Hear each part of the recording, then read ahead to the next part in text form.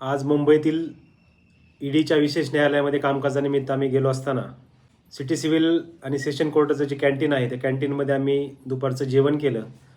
आणि ज्या वेळेला कॅन्टीनच्या बाहेर आम्ही उभा होतो त्यावेळेला माझ्या असं लक्षात आलं की रिमांडसाठी जो पोलिसांनी जो आरोपी आणलेला एक पोलीस कर्मचारी जो आहे तो स्वतःचा मोबाईल त्याने आरोपीला वापरण्यासाठी दिलेला आहे आणि त्या मोबाईलवरून आरोपी कोणाशी तरी बोलतोय. हे ज्या वेळेला माझ्या लक्षात आलं त्यावेळेला मग मी माझा मोबाईल घेऊन या संपूर्ण प्रकाराचा जो काय आहे त्याचं चित्रीकरण मोबाईलमध्ये केलं. माझ्या लक्षात आलं की त्या ठिकाणी पोलिसांच्या मदतीनं पोलिसांचे काही आर्थिक लागेबंदे असतील त्यांच्या मदतीनं हे आरोपी जे आहेत तो कोणाशी तरी बोलतोय. आपल्याला माहीत नाही कोणाशी बोलत असेल किंवा काय असेल, पण म्हणजे हा जो प्रकार आहे तो अत्यंत गंभीर आहे. विचार जर आपण या संदर्भात केला तर अशा पद्धतीनं न्यायालयामध्ये आरोपीला घेऊन येत असताना पोलिसांची एक जबाबदारी असते आणि पोलिसच जर आरोपीला अशा पद्धतीने मदत करत असतील किंवा बेकायदेशीर काहीतरी कामं करत असतील तर यामधून खरं तर हे जे आहे ते सिक्युरिटी लॅप्सेस दिसतात. आणि विशेष करून हे जे न्यायालयामध्ये अशा प्रकार घडत असतील तर मग न्यायालयाच्या सुरक्षेचा पण प्रश्न या न्यायानिमित्ताने निर्माण होतो. त्यामुळं हा प्रकार सर्व गंभीर आहे. याची दखल मुंबईच्या पोलीस कमिशनर साहेबांनी घेतली पाहिजे आणि या प्रकरणाची चौकशी त्यांनी करून योग्य ती कारवाई कायदेशीर केली पाहिजे.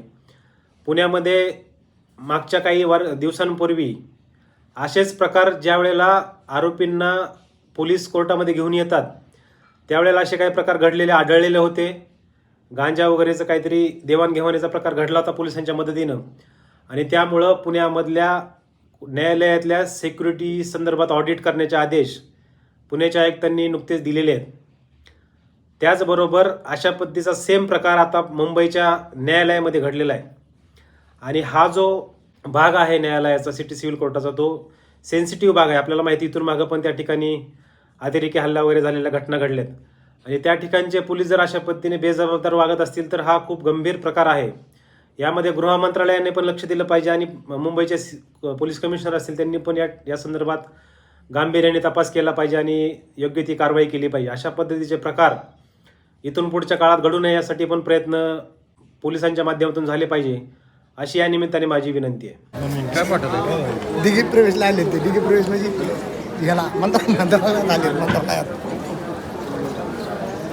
मंत्रालयात का?